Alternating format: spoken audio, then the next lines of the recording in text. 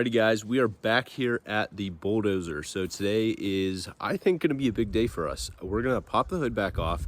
We're going to pop the exhaust manifold off. We're going to pull the injectors out so we can let the fluid that's in the cylinders kind of basically come out if needed.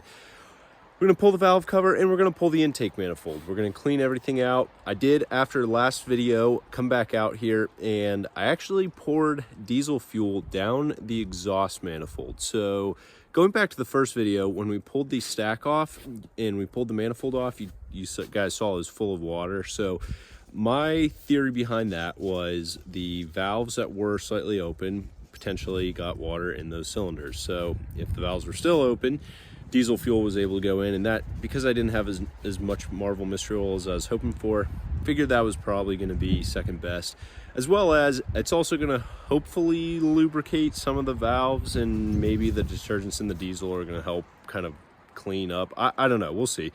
But regardless, we're going to pop the manifold back off this, pop the intake manifold off, and then pop the valve cover, make sure we don't have any stuck valves, and then we're going to go ahead and try and bar this over, potentially remove the front clip here so we can get a bar on the crank. But I also want to see if we can throw a set of batteries in this and see if we can kind of get the starter to show some signs of life. Last video, as you guys saw, we took it apart and it was chocked full of water and rust and corrosion, but we were able to get signs of life out of it, and we were able to get it to spin over pretty smooth and pretty consistently. So while that's not a permanent fix on the starter, we're going to go ahead and try and use it today to help get the motor going. And then I don't think we'll see it running, but we'll see how the video goes.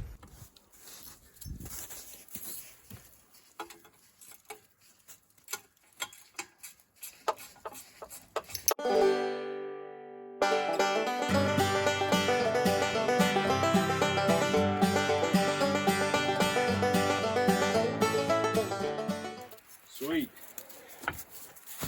I'll bring you guys in a little closer and show you what I was talking about, filling the exhaust manifold with diesel. But as you guys saw, I just left the hood unbolted, so now it'll just be a matter of pulling off the exhaust manifold, pulling the injectors, which are still loose, valve cover, intake. I think I'm going to pull the front clip off real quick. We'll see. I don't think I need the skid steer for that. Should be able to manhandle it, but we'll see.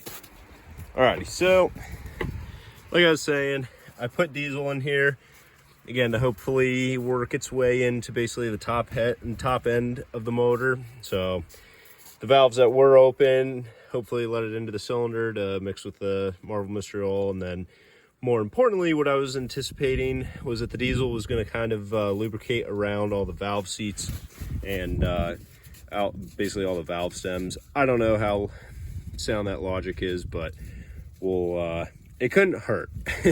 It couldn't hurt at this point.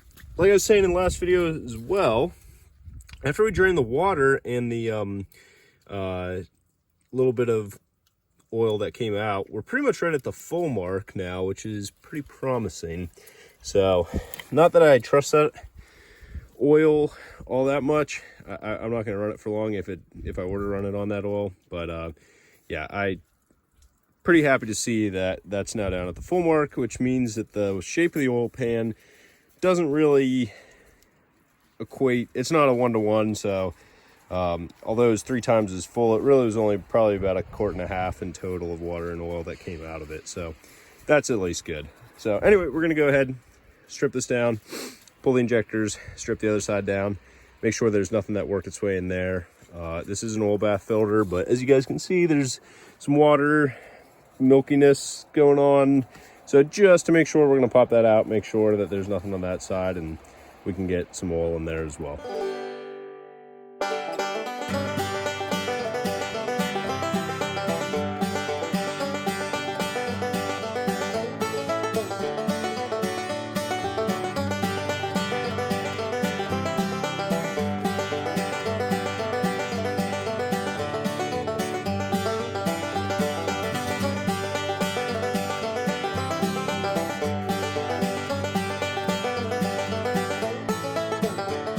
Go ahead. This thing has had a mouse house in it. That's for sure. I'm gonna have to, I think, replace the radiator because there's a ginormous hole, which you guys will be able to see potentially later in this video, depending on if we take that front clip on, or off rather. But my suspicion is that the mouse nest is what kind of, oh, maybe you can see a little bit here, but the squirrel or mouse nest took care of that.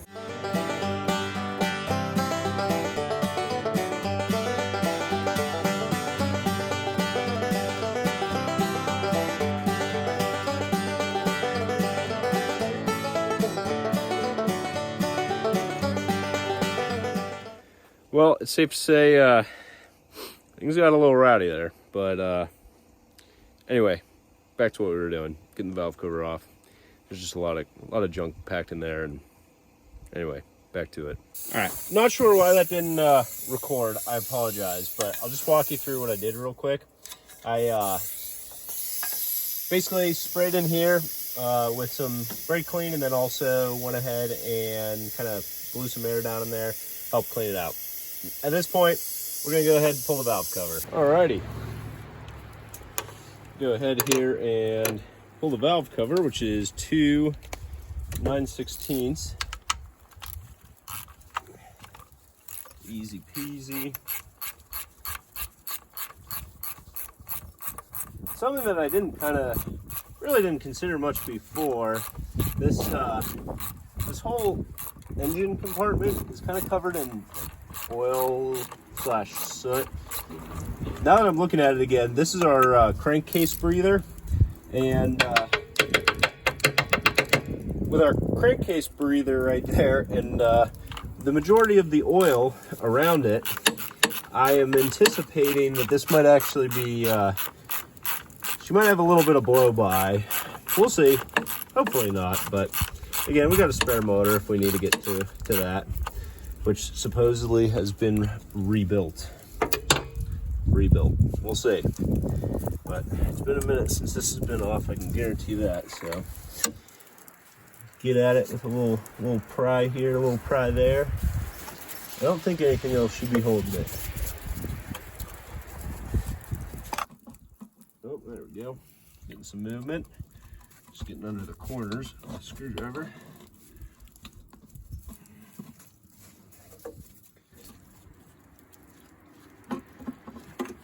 Stand by as we figure this one out.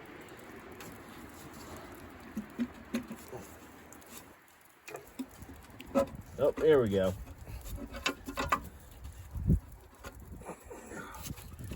Almost. She's fighting every step of the way. Oh, there we go. Sweet.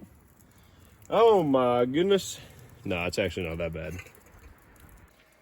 Alrighty, we'll take you guys in for a closer look here. And to be expected for a motor, we anticipated having some water in. We got some light to moderate rust and pitting on our rocker arms here. But in general, it's not looking too bad. So this valve's open right now. This valve is open right now. And yeah, I mean, otherwise looking good. So I'm gonna go around, I'm just gonna tap on these real lightly with a hammer just to kind of break them free of where they're at. Then we'll go around and I think just spray it with some oil, but we'll go around to the starter side, fix a ring terminal, put a battery in, and see if we can get it to spin. All right, that one moves, that one moves, that one moves. A little sticky, moves, understandably.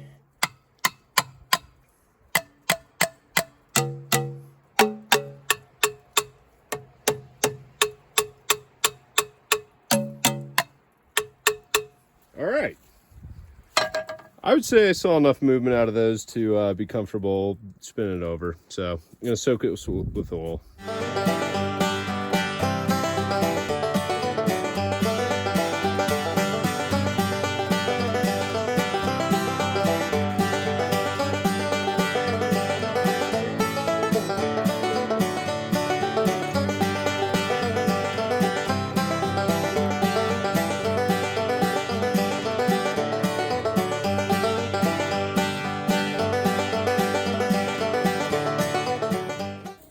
right, if you guys remember from the last video, we have a broken ring connector in here, and the ring connector just happens to belong to our trigger wire. So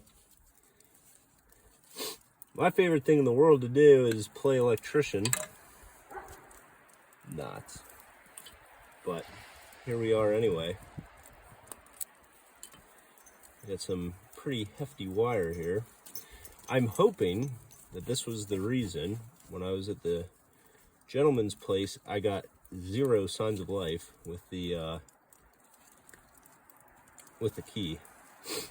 The batteries were also pretty cooked, and I'll show you in a second here. The positive terminal did not look very healthy.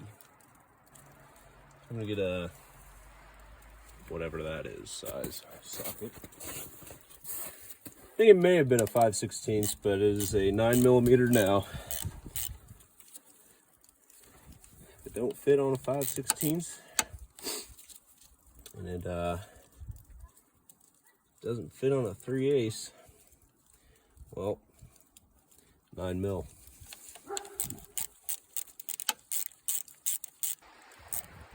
All right, first electrical repair of the day. All right, so here's the other goodie I was talking about. This is our positive going down to the starter there, and this cable was sitting right about there, which, as to be expected, chafed through. So for today's purposes, I'm just gonna tape that up. This is a 12-volt system, and from the factory, I believe it came with 1 battery. However, they got creative and ran some jumpers over to that battery, or that storage box. So now it is a 12-volt in parallel. So same voltage, double the amperage.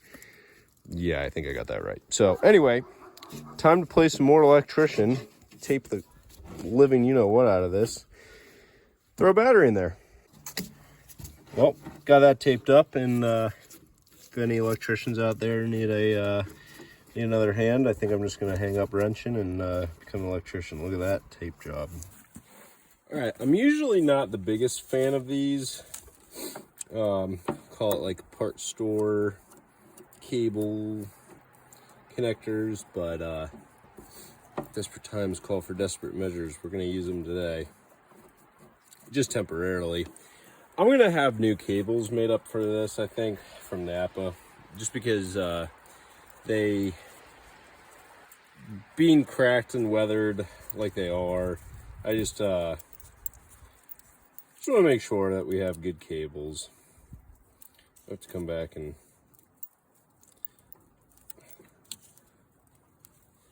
I have to clean that up a little bit more. We'll see.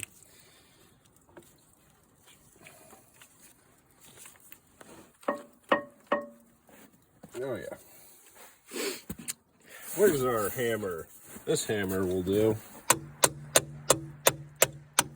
Mighty fine hammer. So last time I did this, it was with very dead batteries, and I had them jumped, but I wasn't confident in what I had jumped. So the way this looks, everything runs through the starter. So positive down here, through the tractor, down to the solenoid. And on the solenoid is a ring terminal, which brings positive 12-volt back up here. So there should be 12-volt when I turn the key. All right, nothing's happening, which tells me maybe our key switch is the issue.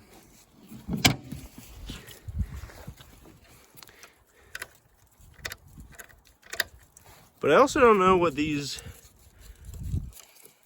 thingy-mabobbers are doing. I saw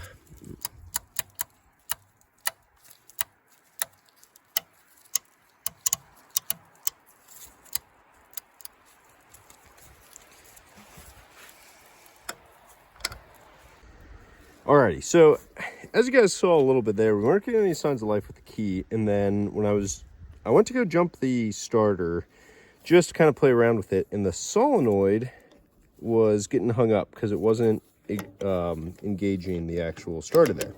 So no big deal. I took this apart real quick. It's easy enough to get this off, and then sure enough, look at the contact disc there. I'm gonna pull this out, and I'm going to clean that up a little bit, clean up the contacts, got to clean up that guy, and we should be ready to rock and roll. Alrighty, got this cleaned up here, and gonna put it back together, and that should solve that. I also found another broken ring connector on a trigger wire over there, so we're gonna fix that as well. Alrighty, we'll see. I got a trigger wire going straight to the starter because I don't want to mess with the electrical right now, and we'll see if she wants to spin over.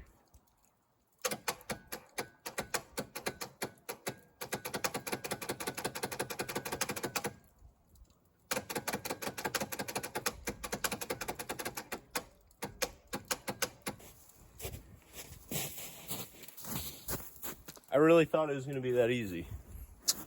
Should have known.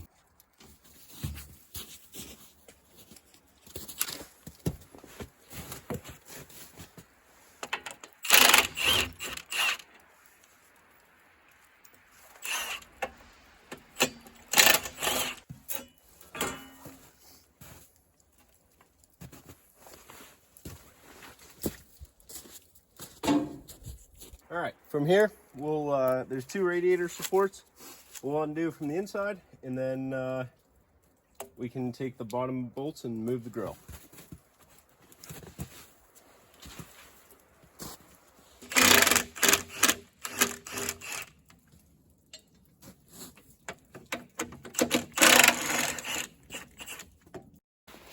Alrighty guys, I had to set you down for a little bit because this was insane.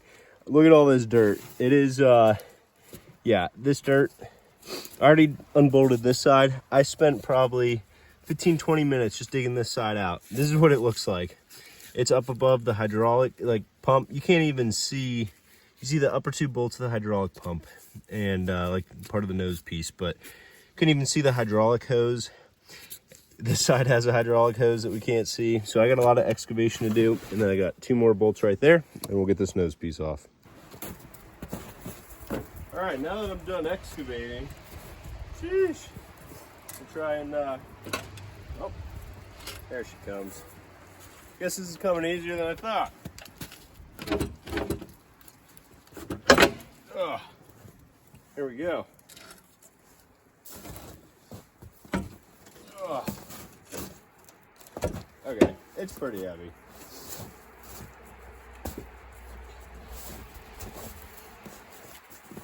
Not as bad as I thought, but she's got some weight to her.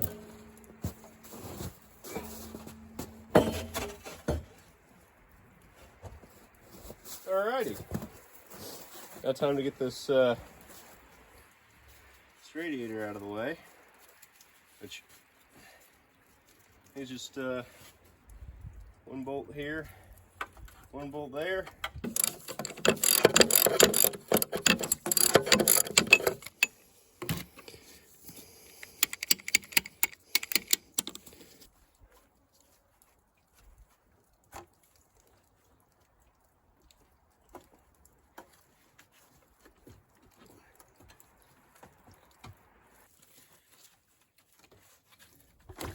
Oh, well, interesting. So we do have some coolant still left in there. Guess that answers that question. We'll get to showing you guys the radiator later.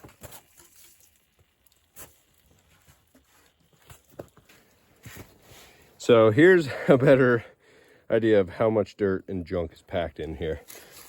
Just a colossal amount. So I'm gonna go ahead, clean some of this up, and then see if we can get something around in here so we can pry on this crank here and get it to spin over. I just spent the last 10-15 minutes digging out an insane amount of dirt, out of the front of this machine. And at least now we can actually see the hydraulic pump, the inlet and the outlet lines there. Also, I don't think this was part of our issue. Obviously, we have water in the motor, but this pulley, which is on the crank right here, was filled with dirt and rocks and whatnot up to about here. So now it's not perfect, but we got it mostly cleared out. I'll have to get a pressure washer potentially tomorrow in here, clean the whole front of the motor down. But what I'm going to do now is I'm going to pull the fan off, just these 4 little bolts, and then I'm going to get a box wrench. We're going to put it on here and we're going to try to tighten it. I'll put a pipe or some other wrench on the end of it, and we're going to try and get this to spin. If that doesn't work, then we'll move forward with removing the hydraulic pump, pulling that off, hoses, whatnot, so we can get in there and then get to, there should be a center bolt at the middle there. But we'll try and do it with one of the little guys first, tightening it, and hopefully we don't snap it in the crank, but we'll find out.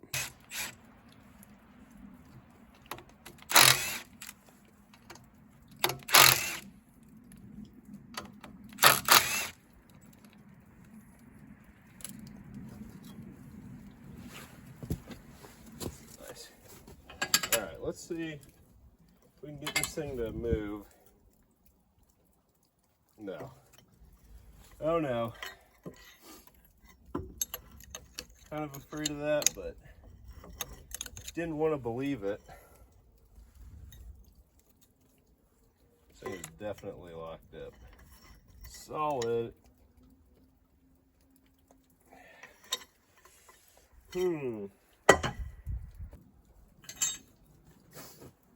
Well, she's locked up pretty good. I think we're gonna have to remove the hydraulic pump if we want to get this crank to spin. I'll try rocking it a few more times, but I don't know.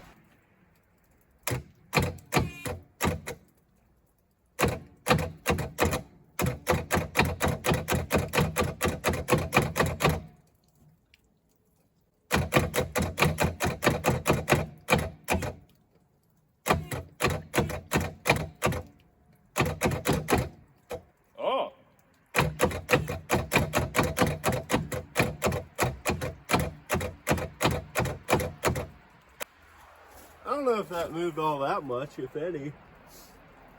Alrighty, so it's the next day and I slept on it a little more. I let the starter obviously cool down overnight.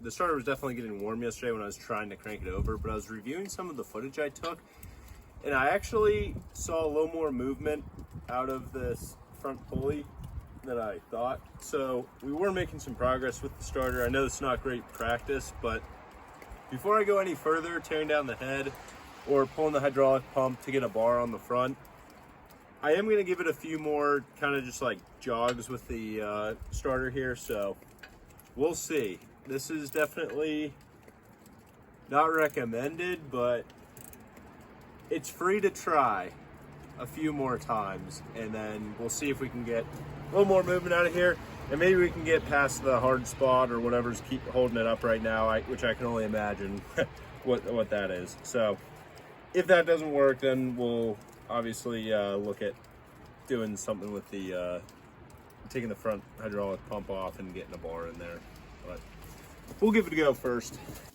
All right, here goes nothing.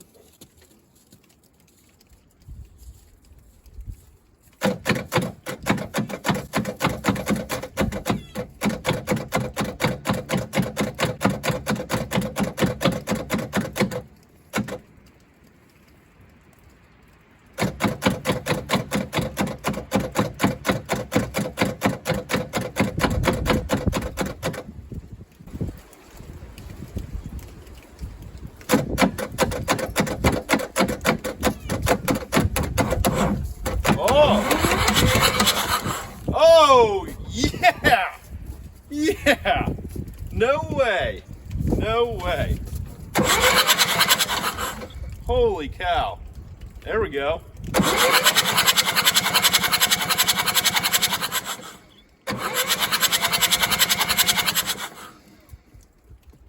Holy cow, now we're cooking with peanut oil. That That is awesome.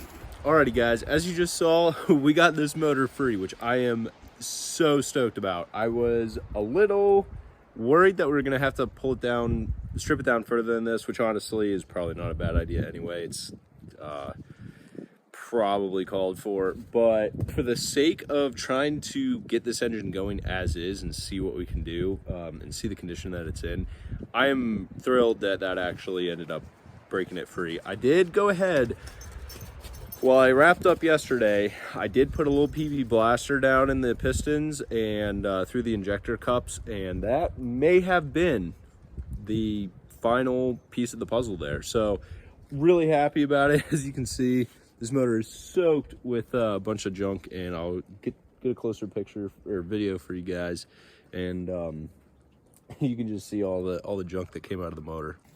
All right, I'm just thrilled with excitement right now. So I'm kind of stumbling over my words, but as you can see, these things, this cylinder in particular, I don't know if this is 2 or if this is 3, or sorry, it's either 2 or 3. I don't know which way it goes, but this guy has got some serious rust and junk coming up through here. But the motor spins over, and that is impressive. And valve train all moves, no sticking valves. I am very impressed. I am curious, because now the question is, can we get this running? I don't know. I'm interested to know if it'll light off. So maybe that's something in today's video we cover. I don't know yet. We'll see. I gotta kind of just calm down, think about this, think about what's next, and we'll see how we proceed from there. Alrighty guys, with that, we are going to end today's video. Thank you guys for the support. Again, we are super excited that we got this thing freed up. So I threw that valve cover back on, put the gasket in there for now. We'll probably go back and do seals and gaskets throughout the course of this project. However, we're going to button it back up because in the next video, we are going to give it our best attempt to see if we can get this thing to fire up. I am sure there's going to be stuck rings, there's going to be injector issues. I'm hoping there isn't, but more than likely there will be. So tons of content coming your way. If you guys like the video, please comment, like, subscribe, continue to support the channel, and stay tuned for those next videos. With that, we'll see you on the next one.